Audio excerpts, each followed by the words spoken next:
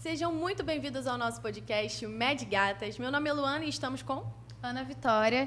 E também estamos aqui com a aluna do 5º período de Medicina Veterinária, Isabelle. Oi!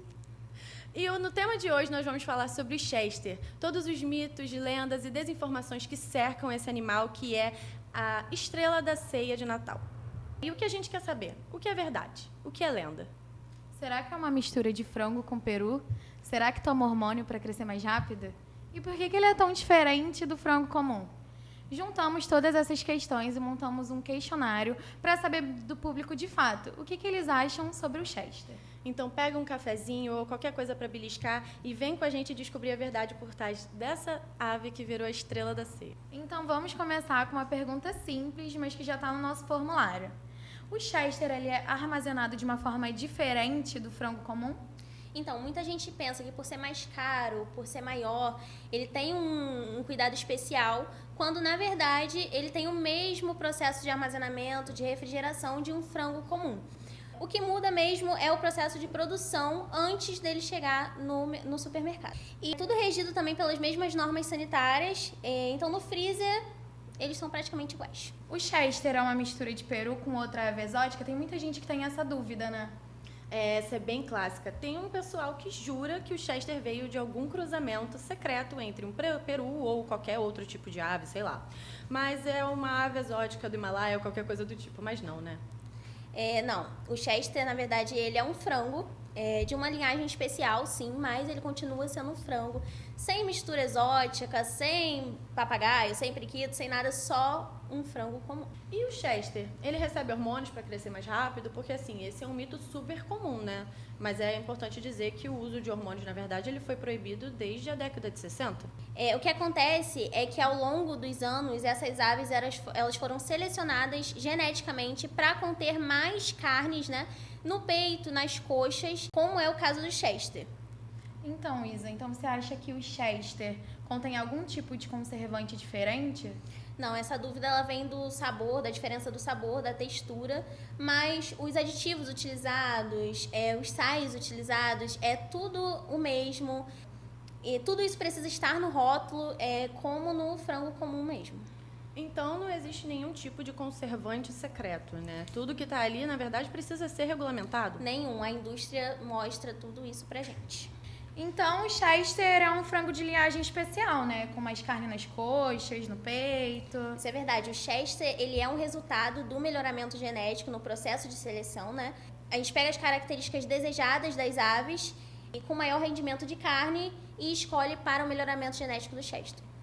Mas aí, nesse caso, então, é importante ter atenção que ele não é uma espécie diferente. Ele é da mesma espécie do frango tradicional. Da mesma espécie. Então, Isa, o Chester, ele é um animal modificado geneticamente, no caso? O Chester, ele não é, importante ressaltar, ele não é um animal transgênico. Ou seja, o DNA dele não é modificado em laboratório, não foi alterado no laboratório.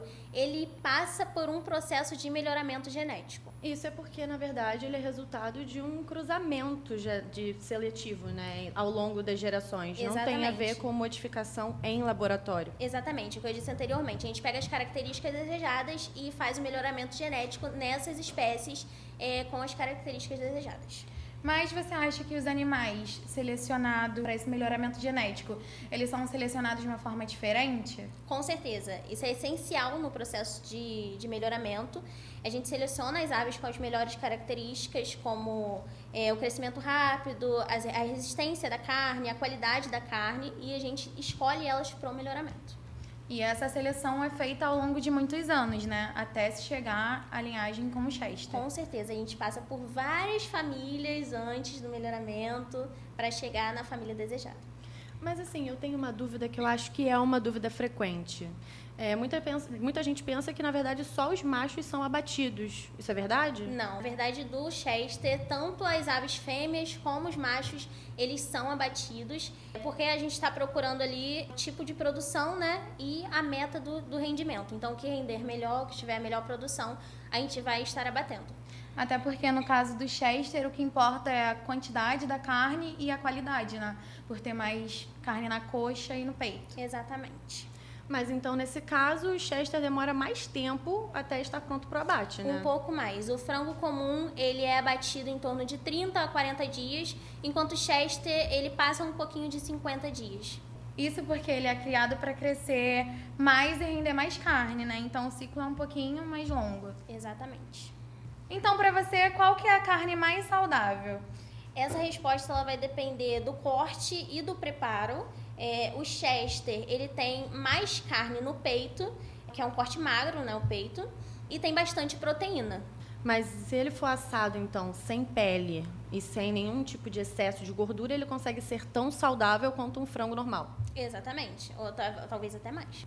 Então o Chester, ele tem um percentual de gordura maior que um frango normal?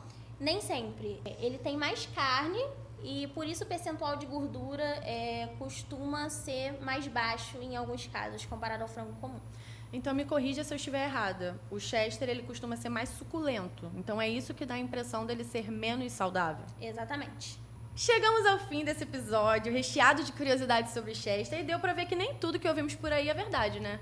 Então a principal lição é ler rótulos, buscar informação e entender como que a ciência e a indústria trabalham, ajudam muito na hora de consumir de forma consciente. E se você curtiu esse episódio, compartilha com os amigos, manda aquele feedback pra gente e segue nas redes sociais, que semana que vem tem mais. Até a próxima, beijo! Beijo!